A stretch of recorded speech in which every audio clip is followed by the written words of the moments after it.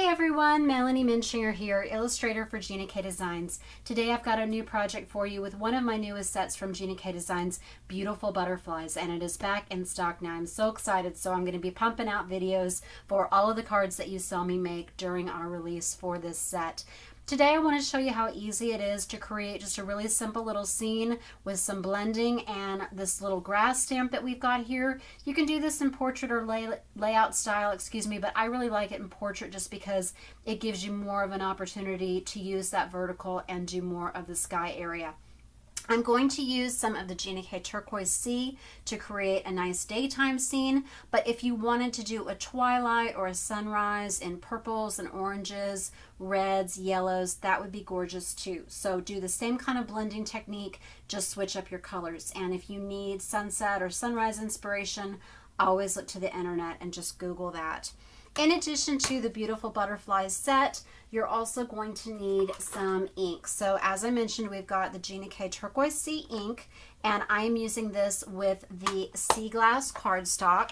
This is a tip that I have. If blending is a little bit difficult for you, you don't want to spend as much time, then maybe go a couple shades darker and then blend it out, and you're not going to have to spend as much time as if you're trying to layer the coordinating ink, if that makes sense.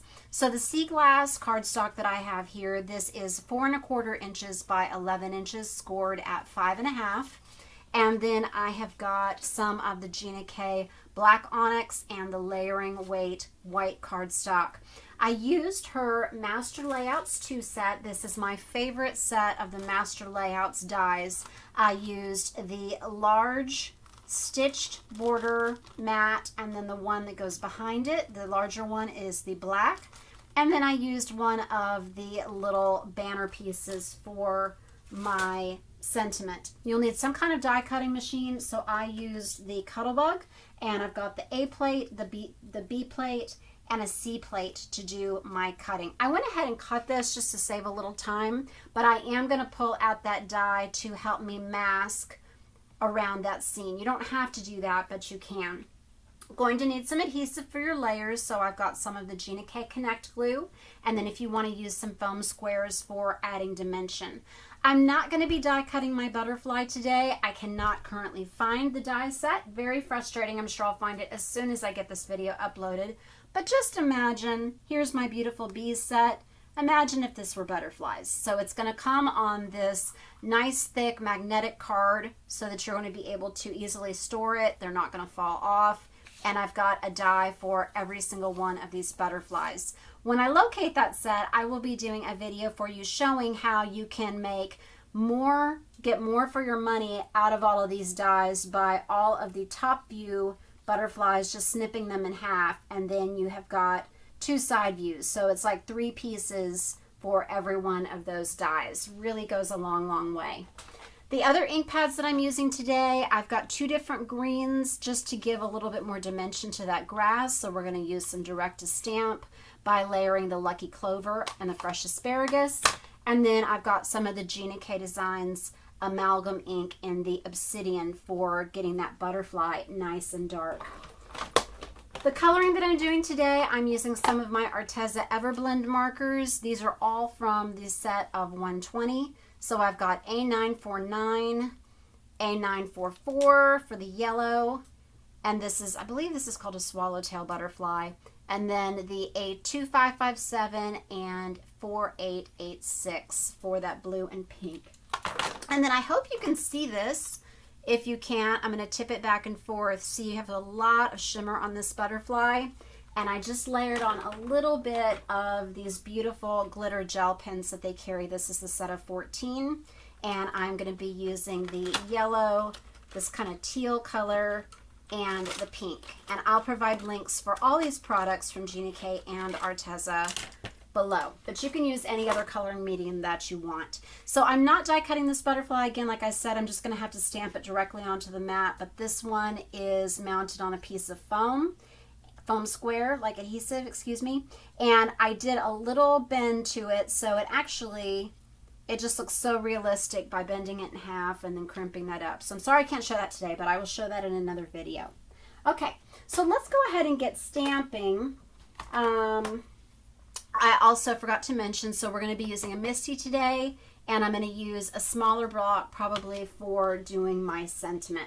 So let's get started getting this scene done. Oh, and that blending brush. So here's the blending brush that I'm going to be putting on that turquoise ink with. I'm going to go ahead, and because that back mat is black, I'm just going to go ahead and layer these together. I guess the exception of doing that first is just in case you mess up the mat and you don't want to use it. But I've already made this card, so I'm just going to commit to these decisions today. All right. Okay, so I want to do my blending first because there's a lot of humidity here in Texas, so I do find sometimes over my stamped image, if I haven't heat set that and then I start blending over it, it either tends to want to smear or just doesn't look as crisp. So I want to do my stamping on top of that at the end.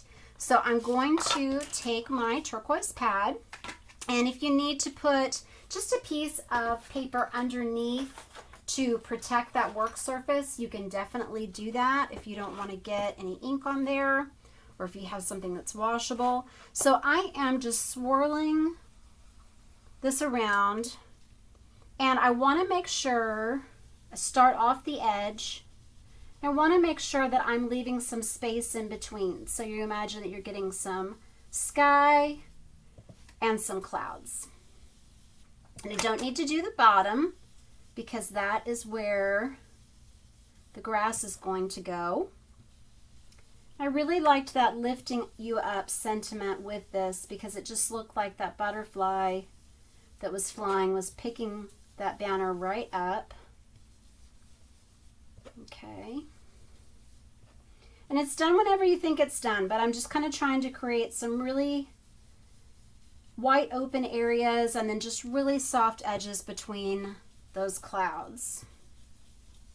That's all you have to do. And if you want to use a stencil, if you really like that scalloped edge, you can do that as well. Okay, so now let's go ahead. I'm going to come back to this in just a second because I want to layer on some of those tiny butterflies too. But let's go ahead, and I had mentioned using, I didn't end up doing it because I hadn't pulled it out. But if you would like a crisp edge around this to look like a white border, you could just simply put that die over it, do your blending on top of that, and remove it, and you'd get that nice crisp edge. Okay, that's up to you though. That's optional. All right, so now what I want to do is I am going to ink this up. You always want to start with your lighter pad so that you're not transferring a dark ink onto your lighter one. Okay, so you see we've got that nice bright green, that Lucky Clover. But then I want the bottom of my grass to be a little darker. So I'm just pressing just the very bottom of that, rocking it onto the ink pad. Okay? And now I'm going to repeat that, and I want to do that same process. Don't want to stamp it off because then it would look much lighter, and all of this grass is at the same distance. I'm going to have them overlap. Okay, so there we got the second one, and then go back to that Lucky Clover. Just a little bit of the green rocked on. Okay, so there's our little scene. And now I want to do just a few of this very small butterfly. So this is just going to create a little more depth in the scene and a little more whimsy.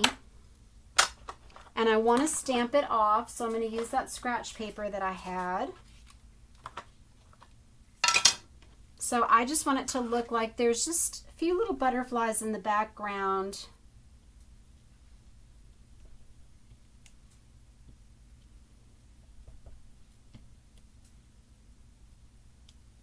Okay, and if you want to have some that are darker, you could definitely do that. I'll go ahead and do one. I kind of caught the edge there with it, and so it's not quite the same. Had a little bit, the corner was a little darker than the rest of it. Okay, so those little details are really gonna be appreciated by the person that you're giving it to. Now let's go ahead and take that little banner and go ahead and do my sentiment.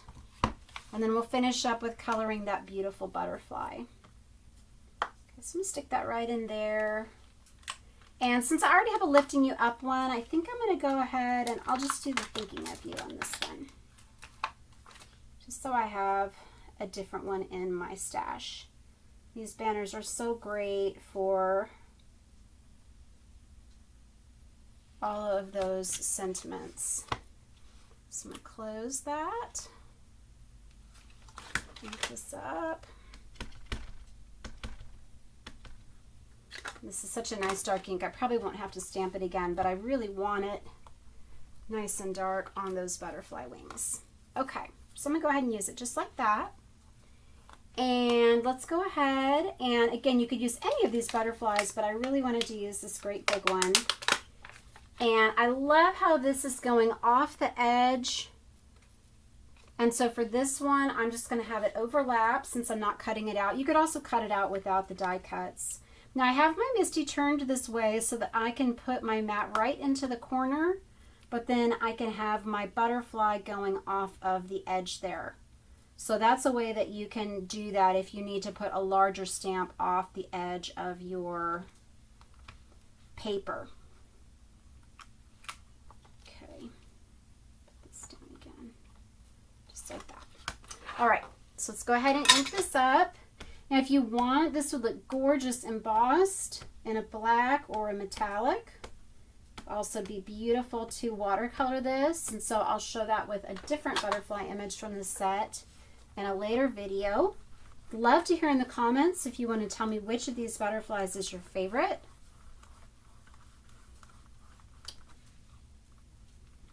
Lift that up.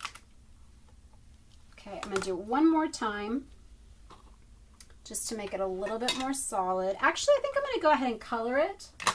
I'm going to color it real quick and then I'm going to go over it at the end. Okay, so I'm going to take this lighter yellow and I'm just going to go in, and you can use, because I don't really have to worry about going outside the lines here, I'm going to use this bigger one just because it's going to allow me to go a little bit faster. And you don't have to do a lot of blending on this butterfly, but I am going to put just a little bit of that turquoise at the bottom. And you can find these online to see what the real butterfly looks like.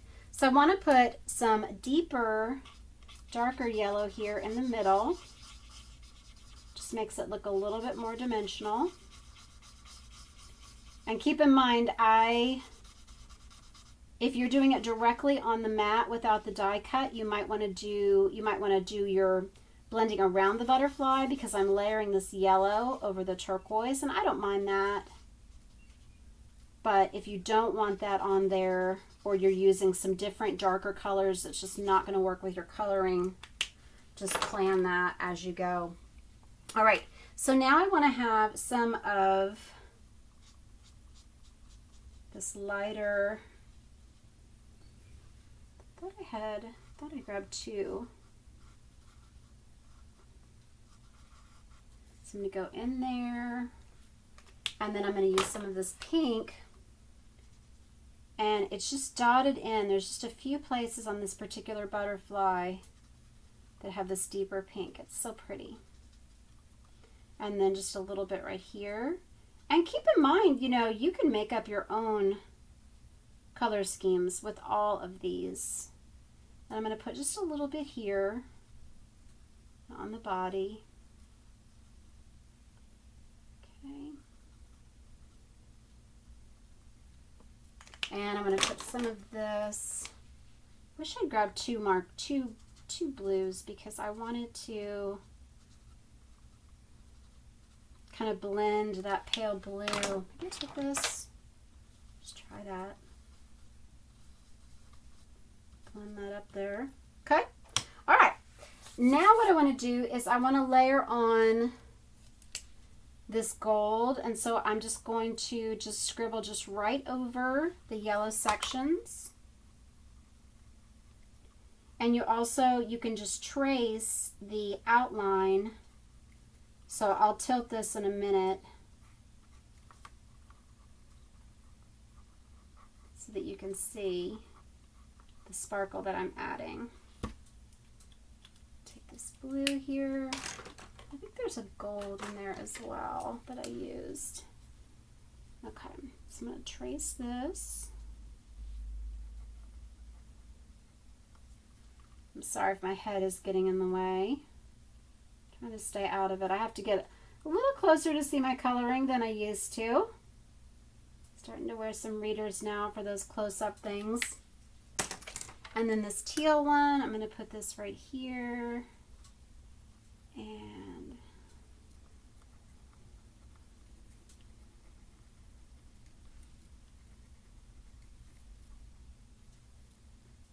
if it starts to close up a little bit, you might need to use that scratch paper to kind of get the ink flowing again. Okay, so if you can see that sparkle on there. Okay, so now I'm going to go on, and I want this to be really nice and solid. So I'm going to do my black over it again. And this is going to really make that butterfly pop.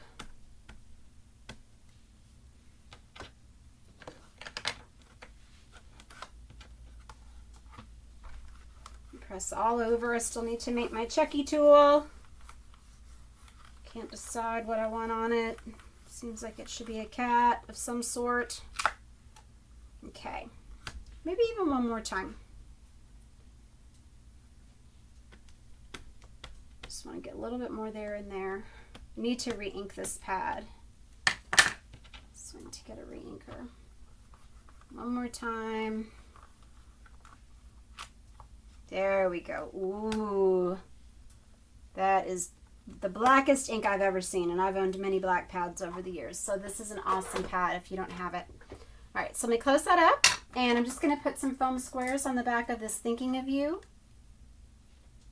And I'm going to make sure, looks like it's still a tiny bit wet.